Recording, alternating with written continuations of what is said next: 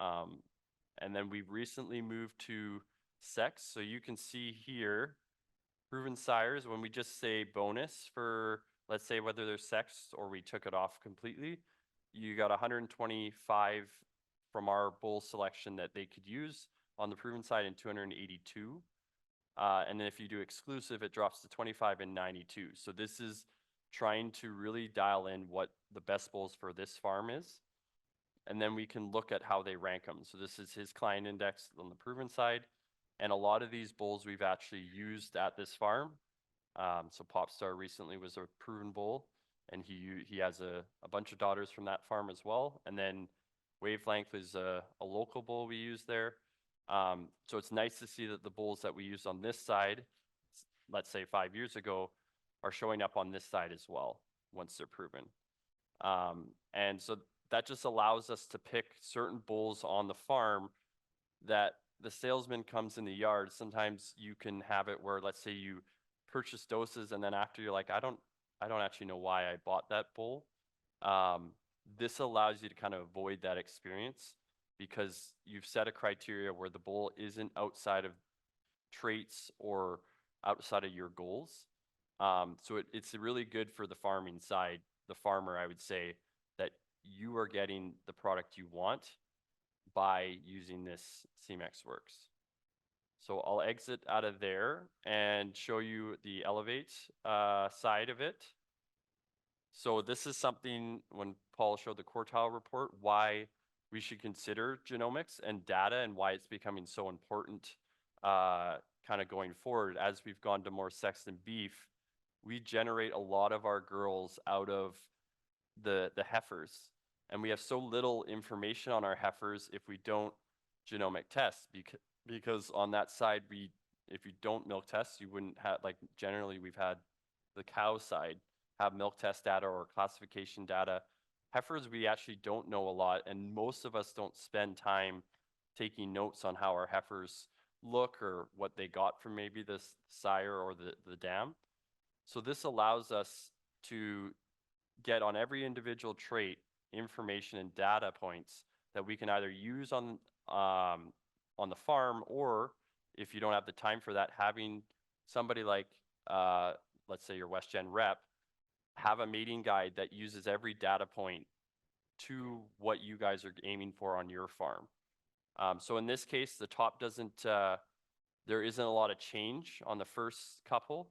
So I'm just talking about here, he uses about 90% or 85% on the heifers as sex and only 15% beef.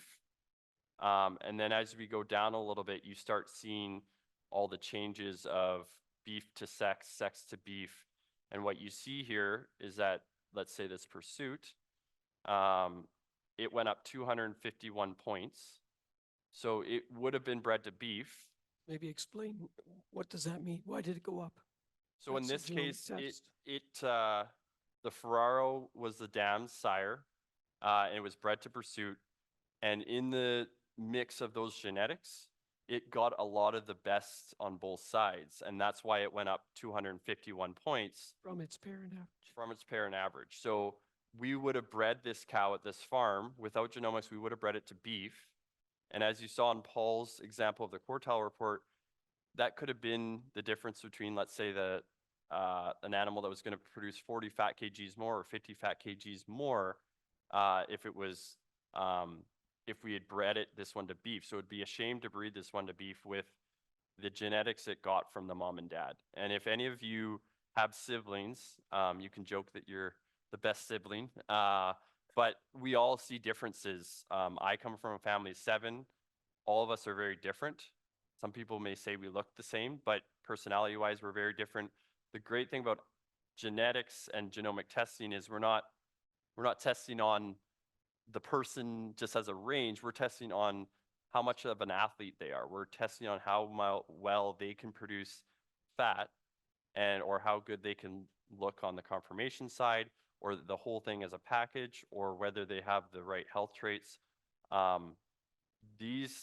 Because we have a pretty narrow focus as a farm to produce and make money, it allows us to use that data. And that's why commercial farms, there's been such an uptake in genomic testing because we are, especially on the commercial side, the most accurate part of genomics is the production and the health traits.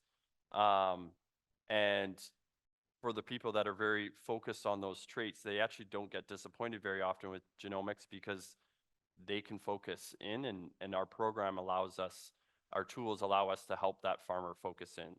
So on the other side, this next one, it dropped 238. So it got the wrong genetics from both sides.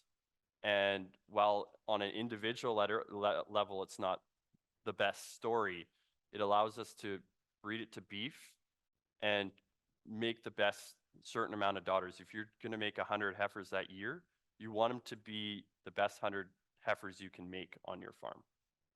So you see how it flip-flops quite a bit. Then you have some that never changed, even if they dropped or went up. Just you see it all over where there's beef to sex, sex to beef. They stayed sexed. That's the exciting thing about genomic testing, is you are going to do a lot better of a job. And what did Mark say yesterday about how many change at least 100 points? So I had asked, Paul and I had asked Mark on how many that drop or gain about 100 on this delta. So this would be their client index, or it could be LPI or Pro Dollar, about 25% jump over 100, which means that that's a significant amount of animals that we may have bred the wrong way for our future and our profitability in the future. The other thing about that we haven't mentioned is there's also times where we have registered the animal wrong and we didn't even know that that was whatever bull. Maybe you bred two at once and you actually got them backwards, or two calved in the morning and you're like, the white one looks like the white dam, I'll go with that. And so there's actually a 15% misidentification rate is kind of the average. So when we genomic test, we're making that more accurate too, to know if that's the best animal to breed from. The other factor that we do help on farm is the creation of heifers. So there's kind of a questionnaire on the farm of what your call rate is, all these different questions to help manage how many we make. So at this farm, when I first started, they wanted to always have extra, but as we've gotten more efficient and created a herd that was filling the tank with less, we've had to lower our heifer amounts as well. And that's efficiency. Anybody that knows how hard it's been to grow grass in the last little bit, if we don't have to feed as many heifers because we are able to fill the quota with less cows, that creates more of an opportunity to either not have to buy land or be able to feed all our animals with the land we have. And I think on that side, having a plan of how many females you create at this farm, because they're sexed in beef, we've bred quite a bit to sexed on the heifers. As I was saying to Paul yesterday, I do think it's always important that whether you're if you're breeding, you shouldn't breed all of your heifers to one thing, whether it's beef. If you don't breed anything to beef, you're not allowing for the opportunity to change your herd better, because all you're doing is replacing your herd 100%.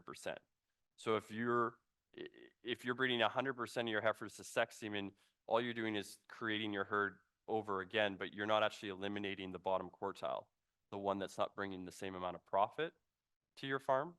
So I do think it's very important to consider, if you're going down the sex and beef path, to breed some of your herd in each category to beef and sex, so that you create that difference and you create more in the top quartile. So this is very helpful as well for planning on the number of females. This is what, using his data and putting it all the different data points in these prior slides, and where the goal of the herd is and how many extra heifers you want, it gives you a number of what that will create. And then you get the amount of heifers that this farm's goal is and how many beef cows will create. And then it gives you a value of, if you use all this, instead of using, let's say, the conventional semen and just letting fate happen, that is about a $65,000 value on the progress of genetics the calves being generated, and then obviously you see the beef calves and the price you get. So this is a very handy tool to heifer creation, but also using the Elevate testing, or if it's with a different company, to get data to make smart on-farm decisions. Some people ask me, what do we use? Like, they don't feel like they use the data enough because they didn't look at it. And I try to remind them that we do, like our job is to, and our tools do. So if a classifier comes by and says there's a weakness, our system will know. And when we make a mating guide, that weakness is not supposed to be mated to another bull of that same weakness. So it's trying to avoid doubling down on problems. So we'll just pick on a random one on this side. So at this animal only has one weakness on confirmation. So we will try not to find another bull that duplicates that weakness. And then you can see all the different genetic traits. When you do a genomic test, every single one of these is changing. And in one case I had on the island, now this is kind of an exception to the rule, they had a dam. He was very upset that he felt like he had to sell this 2-year-old, which I was like, okay, let's check out its genetics. It was very straight-legged. It could barely get around in his opinion. So we looked up the dam. The dam sire was only 2S. And then we looked up the sire that we bred to for that calf, and it was 3S. So I'm kind of looking at him, I don't know what happened here. I don't know why it's so straight. And then we looked up his genomics, which I didn't actually know he was doing genomic testing up to this point. The calf's genomics came out as 11S.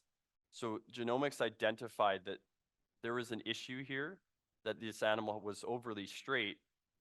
But because my mindset at the first moment was, oh, it's just a PA thing, it somehow grabbed in the grab bag of genetics. Somewhere in the line, it grabbed a very straight leg, so to speak, and that came through. And that's the point of genomic testing your heifers, is to figure out what it got. And the value for him, if he knew that, on that side would be, do I even want to keep this calf potentially if it was that straight? If it genomics came out that straight, he saw the calf's leg and it was that straight, he could have maybe sold that animal earlier. So just on that side, there's many different applications of how you use the genomics and the data, but that's kind of a quick insight. Every single animal will have its own weaknesses. So this one, it's saying daughter fertility is too low and milking speed's too low. So then mating guide wise, if it's not picked to beef, we're going to be trying to find a good daughter fertility bull for this animal and maybe a little bit more milking speed. So that's the other thing on this. If on your farm, I guess if you are interested in some of this data, this is where we can do the herd view. So then we can send this to you on your farm. So if it's something that you're interested to ask your rep about, because there is a lot of cool information and it shows you kind of what you're working on. So here it shows the females, the heifers compared to the cows and where the weaknesses are. And one of the things we're working on quite a bit is the feet and legs. So you see how he went from 26% as a weakness to 11. That I get a sense of pride seeing that as a genetic advisor, because that's something we've been working on. And when you're working on a goal and you're starting to see it, that's kind of the gold standard on our side. So then it even shows you your influences in your herd. So that's something that can be sent to you. And then if you like Excel, we can also send information in Excel as well, which allows you to sort. So don't be afraid, even on that, if you like reds or something like that, you can sort by reds. If you want to know your likeliness of A2, you can do that as well. And I think the other big thing on this side is creating a client index that's more tailored to what your goals are. Is another thing that our mating guide can do that not everybody can do. Where we're trying to create animals that are more tailored to this farm.